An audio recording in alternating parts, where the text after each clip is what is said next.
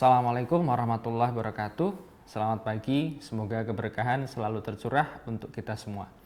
Perkenalkan, saya Dr. Aryo Tejo Sukmono, MMRM Biomed, salah satu dosen program studi S1 Kedokteran Fakultas Kedokteran Universitas Ahmad Dahlan. Pada kesempatan ini, saya ingin menunjukkan mata kuliah yang saya ampu, yaitu Embriologi Sistem Reproduksi. Mata kuliah ini merupakan salah satu mata kuliah wajib dan disampaikan dengan metode diskusi interaktif. Video ini dibuat guna memenuhi salah satu syarat sertifikasi dosen terkait pernyataan diri dosen dalam unjuk kerja Tridharma Perguruan Tinggi atau PDD UKT-PT, khususnya di bidang pengajaran. Saya akan memulai untuk menjelaskan deskripsi dan informasi umum dari mata kuliah ini. Mata kuliah Blok 1.6 Sistem Endokrin dan Reproduksi memiliki bobot 5 SKS dengan proporsi 23 pertemuan kuliah, 8 pertemuan praktikum, dan 8 pertemuan tutorial dengan 4 skenario, dan 2 pertemuan penugasan. Mata kuliah ini diambil oleh mahasiswa semester 2 di Prodi Kedokteran. Bahasa pengantar yang digunakan adalah bahasa Indonesia. Mata kuliah Embriologi Sistem Reproduksi bertujuan untuk memahami dan menjelaskan struktur dan embriologi sistem reproduksi. Pada mata kuliah ini, kita akan membahas tentang perkembangan organ, baik laki-laki maupun perempuan, yang juga dimulai dari penentuan jenis kelamin, kemudian pembentukan organ genitalia eksterna, perkembangan organ genitalia interna, sampai pada gangguan yang mungkin terjadi pada perkembangan embrionik, yang merupakan materi yang terkandung pada CPL 6 dan CPMK 3 pada Blok 1.6 Sistem Endokrin dan Reproduksi. Referensi yang digunakan pada mata kuliah ini bersumber pada buku Langmans Medical Embryology, Clinically Oriented Embryology oleh Kate Elmore, dan Netter's Atlas of Human Embryology.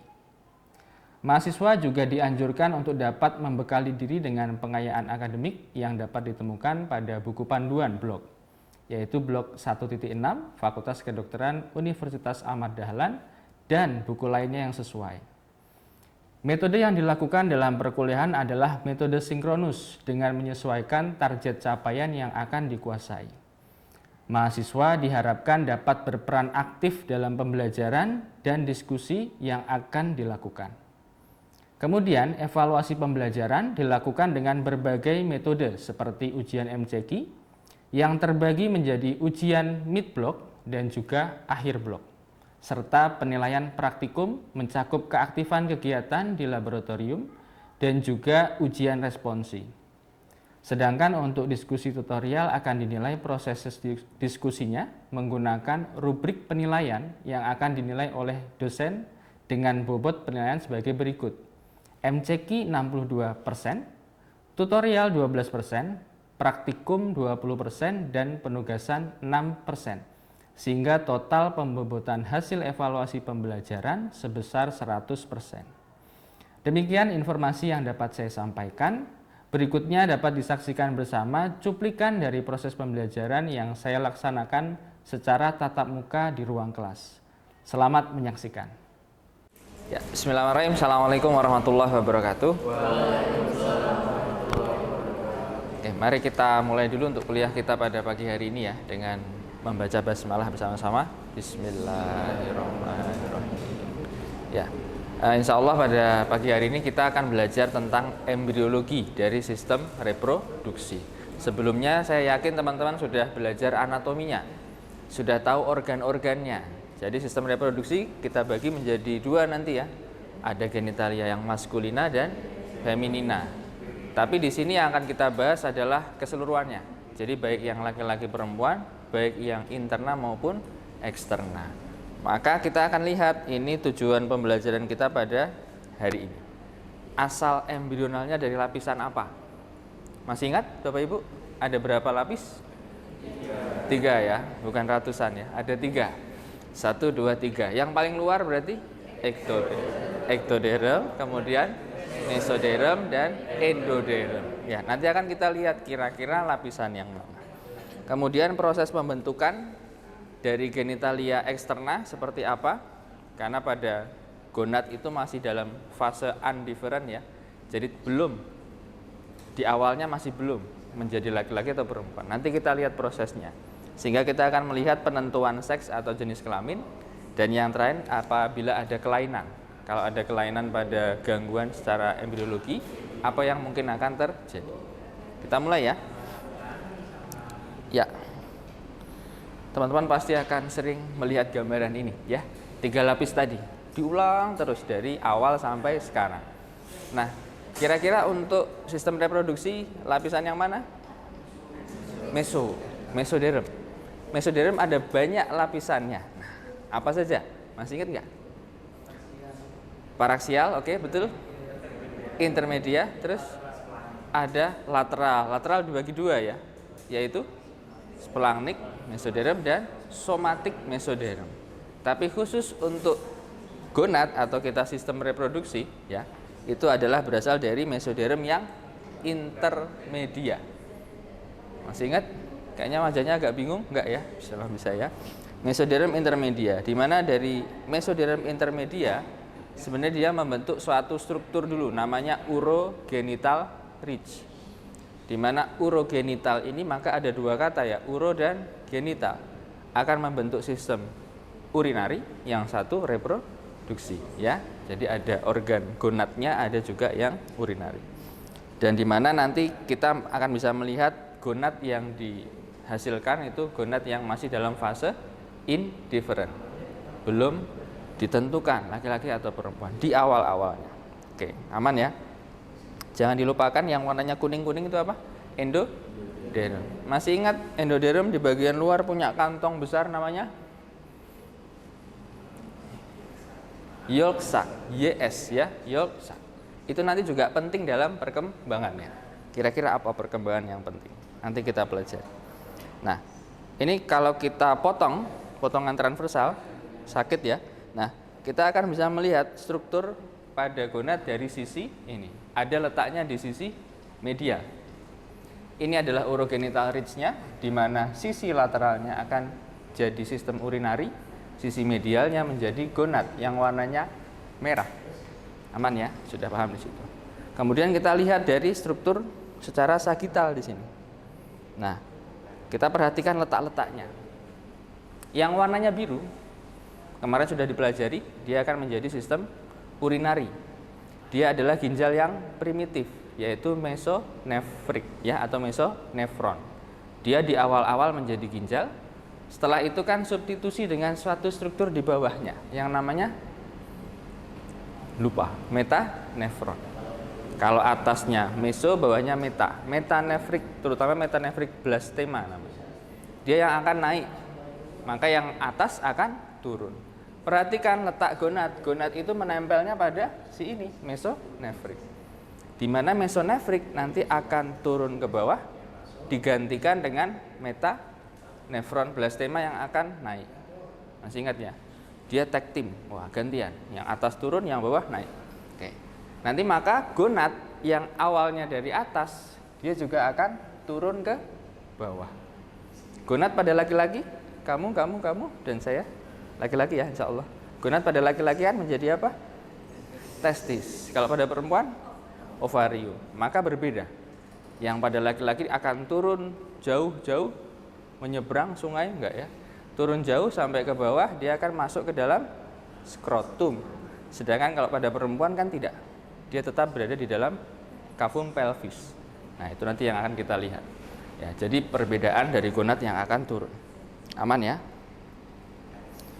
Itu yang menyebabkan arteri atau vaskularisasinya gonad itu asalnya dari atas. Karena dia memang sejak awal ada di atas. Masih ingat arterinya apa? Pada laki-laki? Testicularis, pada perempuan ovarika. Asalnya adalah aorta abdominalis. Oke, mantap. Masih pada ingat? Nah, sekarang kita akan mencoba melihat pada saluran yang ada di bawahnya. Di bawahnya ada sebuah saluran yang masih bersama-sama pada minggu-minggu awal. Sampai minggu keempat dia masih sama, yaitu kloaka. Jadi pup ya, BAB sama BAK itu masih gabung dulu awal. Tapi setelah itu kan dipisah. Nah, pemisahannya ada beberapa struktur yang teman-teman perlu ketahui. Ada septumnya, namanya urogenital septum. Dia akan membagi yang awalnya seperti ini, kemudian dibagi dua. Maka yang belakang akan menjadi anus, yang di depan nanti akan menjadi uretra, ya. Ujungnya akan menjadi uretra. Kemudian muncullah, ini ada penonjolan di situ. Ada genital tuberkelnya yang kita sebut palus. Aman ya? Pada laki-laki nanti berkembang menjadi penis, pada perempuan menjadi klitoris. Perbedaannya begitu ya, karena ada genital tuberkel. Nanti akan kita lihat lagi. Oke, jadi silahkan dibagi, dilihat apa saja yang penting pada struktur yang mengalami perubahan. Ini tadi menggambarkan yang warnanya hitam adalah metanefrik, yang nanti pelan-pelan akan naik ke atas ya. Ascending of the sun, bukan? Itu drama Korea. Ascending of kidney ya, jadi akan naik. Kemudian gonadnya akan turun. Nah, gonad yang turun ini tergantung dia laki-laki atau perempuan. Dan dia punya pemandu wisata. Dia akan jalan-jalan. Pemandu wisatanya namanya, masih ingat? Gubernaculum. Aman ya? Gubernaculum akan menarik gonad menuju ke tempatnya. Ya, ini teman-teman bisa melihat itu posisinya. Dan juga mungkin kalau teman-teman perlu ketahui, tadi di awal saya tanyakan ada namanya yolk sac yang dari endoderm. Kepentingannya adalah suatu struktur dari endoderm ini, yaitu germ line-nya, yaitu sel-sel awal ya, itu akan bermigrasi. Dia migrasi jalan-jalan kemudian masuk ke dalam gonad, yang nantinya akan menjadi sel-sel yang ada di dalam gonad kita. Kalau pada perempuan akan menjadi sel folikular, ya, pada laki-laki nanti sel-sel itu akan berkembang nanti sebagai awal dari sperma. Aman ya? Itu sel germnya dari yolk sac. Sekarang kita coba mempelajari bagian ini, ya. Dari undifferent tadi, gonadnya masih belum dipisahkan, penentuan seksnya adalah berdasarkan SRY. Ada yang namanya SRY? Oh, enggak ada ya. Ada SRY, gen SRY itu sex region Y. Itu yang akan menentukan apa yang dilakukan gen ini. Teman-teman bisa melihat di sana, ya. Kalau dia punya Y, oke. Nah ini, gede sekali sebentar. Punya Y, maka dia akan punya atau menginduksi yang namanya testis determining factor. Sudah jelas namanya, pasti akan membentuk testis dong, tidak mungkin membentuk yang lain. Maka XY itu pada laki-laki akan terbentuklah testis. Di testis ini ada dua yang dihasilkan, dua sel utama ya, sel Leydig dan sel Sertoli. Di mana Leydig akan menghasilkan testosteron, kalau Sertoli nanti penting untuk mencegah terjadinya pembentukan pada perempuan ya. Karena dia punya MIF, apa itu? Mullerian inhibiting factor. Dia akan mencegah para mesonefrik untuk berkembang. Sehingga yang berkembang adalah yang duktus yang mesonefriknya saja. Maka sama di testosteron itu yang berkembang mesonefrik akan menjadi banyak organ. Ini akan menjadi pembentukan organ internanya. Ya. Internanya ada ductus deferens, vesicula, epididymis dan ductus ejaculatorius. Kalau yang eksterna yang tadi kita lihat genital tubercle, ada genital swelling dan seterusnya. Yang interna menjadi ini. Aman ya? Dari mana? Dari mesonefric duct. Sedangkan yang ini adalah untuk menghambat supaya tidak berkembang pada laki-laki organ-organ perempuan gitu. Ya, bahaya kalau dua-duanya berkembang. Oke. Nah, sedangkan kalau yang tidak ada gen SRY, kita mulai juga, maka akan berkembangnya tidak menjadi testis tapi ovarium. Di mana dalam ovarium ada follicular cell, dia akan menghasilkan estrogen, fungsinya untuk perkembangan genitalia eksterna. Sedangkan tadi paramesonefriknya akan tetap berkembang karena tidak ada Mullerian inhibiting factor yang asalnya dari testis. Aman ya? Tidak akan terbentuk itu. Nah, sedangkan kalau genitalia eksternanya pada laki-laki dari mana? Testosteron, tapi dirubah dulu menjadi dihidrotestosteron oleh suatu enzim. Ada yang ingat? 5-alfa reduktase. Aman ya? Itu akan mengubah testosteron menjadi dihidrotestosteron. Nah, ini jembatan keledainya. Kalau pada laki-laki, man, middle, medulla, mesonefrik, terakhirnya wolf. Wolf ya. Laki-laki kan kayak serigala. Wolf. Nggak penting ya. Oke. Jadi ada man. Kalau laki-laki, middle. Apa sih middle dan medulla ini? Perkembangan gonadnya itu dimulai dari medulla. Beda dengan pada perempuan. Perempuan dimulainya dari folikular bagian pinggir. Biar ingat, folikular pinggir. Jadi yang akan berkembang sel folikularnya di pinggir. Dan kalau pinggir berarti fara mesonefricus. Duktusnya fara mesonefricus. Kalau laki-laki karena man, maka mesonefricus. Biar hafal aja ya. MMM, yang lainnya FFF. Oke. Kalau fara mesonefrik adalah Mullerian ductus. Walaupun potongan mulet itu biasanya pada laki-laki. Oke. Ya, kita lanjut. Itu perkembangannya ya. Nanti silakan dilihat. Ini kalau pada laki-laki lewat medulla bagian tengahnya, maka akan menjadi tubulus seminiferus dan seterusnya, betul? Kalau pada perempuan, folikular primordial itu adanya di pinggir. Sehingga nanti dia siap menjadi follicle de Graaff, kemudian keluar menjadi ovum. Aman ya? Oke. Nah, sekarang pembentukan tadi. Kalau tadi perempuan itu paramesonefrik, ya, paramesonefrik itu akan membagi atau menjadi bagian dari organ internal. Paramesonefrik duct itu ada beberapa bagian ya. Kalau dia letaknya kelihatan ini di lateral, kalau yang biru tadi mesonefrik. Yang berada di lateral dan sampai menyilang satu bagian ini itu akan menjadi yang namanya tuba fallopi. Kalau pada laki-laki tadi sudah ya. Nah, pada perempuan saya jelaskan sedikit tuba fallopi. Tapi di bawahnya ini dia akan berfusi kemudian menjadi apa?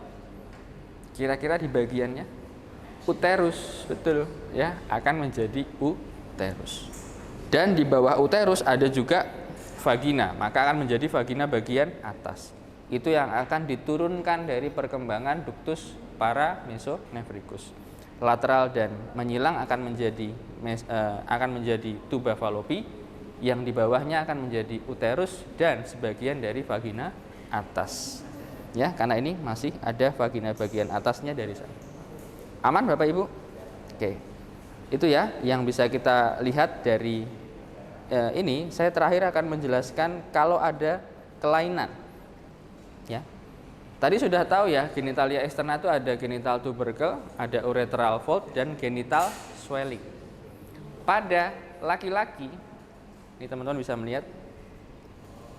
Kita coba ke yang laki-laki dulu. Nah, laki-laki kan akan menjadi penis ya. Betul ya? Maka kita lihat genital tubercle ini akan menjadi glans penis. Urethral fold-nya ini akan menyatu menjadi corpus penis. Sebelahnya akan menjadi apa? Skrotum, ya, akan menjadi skrotum. Betul? Yang mana pada perempuan nanti beda. Oke. Bisa ya? Awalnya masih seperti ini, terbuka. Urethral fold itu terbuka, tapi nanti akan menutup. Setelah menutup dia akan menjadi sebuah glans, namanya glans. Glans itu yang di atasnya ya, akan menjadi corpus spongiosum. Aman Bapak Ibu? Aman. Oke, itu pada laki-laki.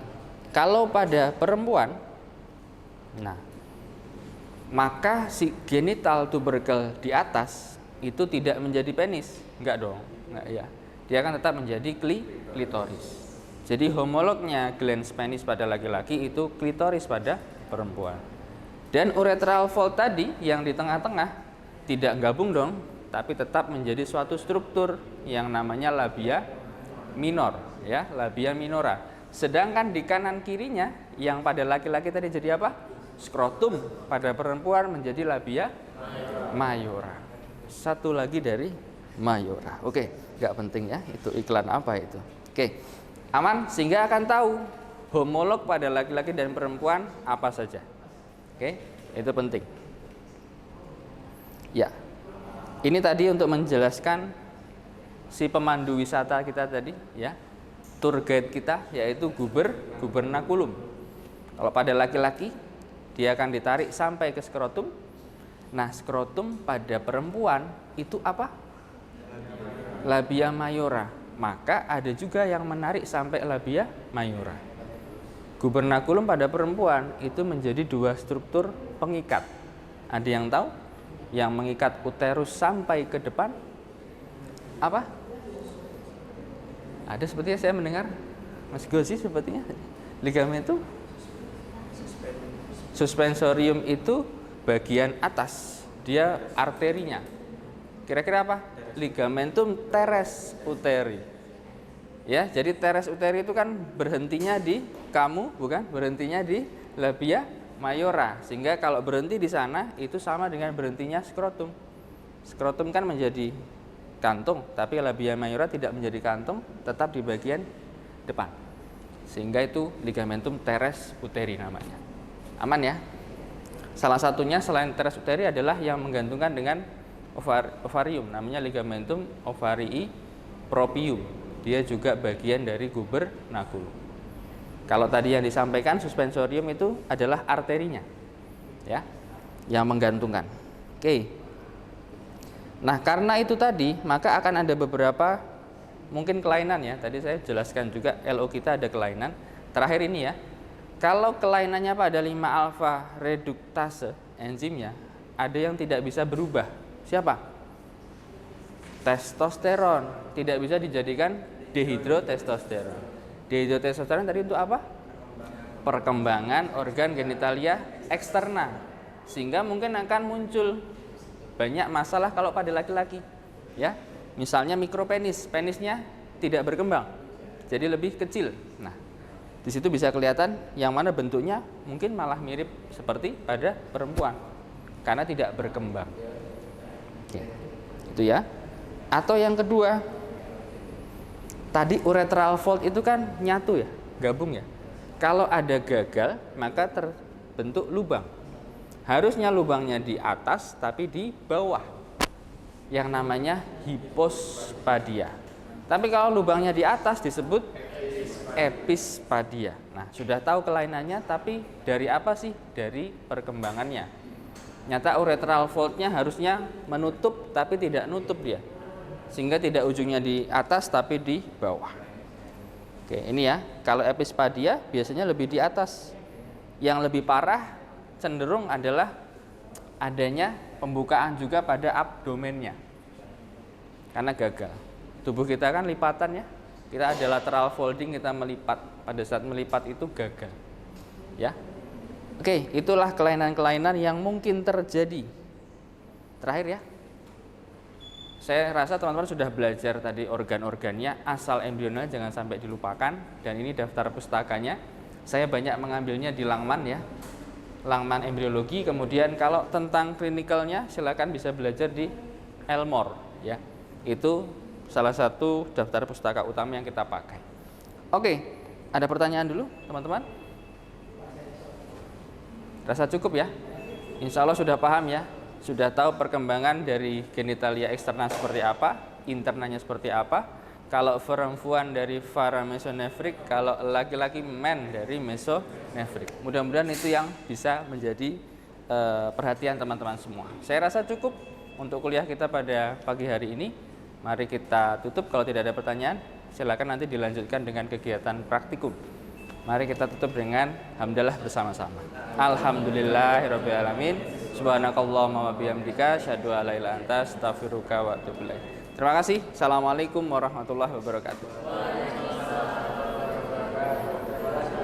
Sama-sama.